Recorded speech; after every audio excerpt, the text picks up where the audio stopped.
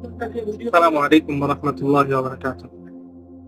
আমাদের সমাজে একটা কথা বহুল প্রচলিত। এমনকি সেই কথাটা মানুষ গালি হিসেবে ব্যবহার করে। অর্থাৎ কেউ যদি তার স্ত্রীর প্রতি বেশি আসক্ত হয়, তাহলে তাকে বলে যে বউ পাগল। এই ধরনের কথা বলে আসলে তাকে সমাজে ছোট করা হয়, হীন করা হয়।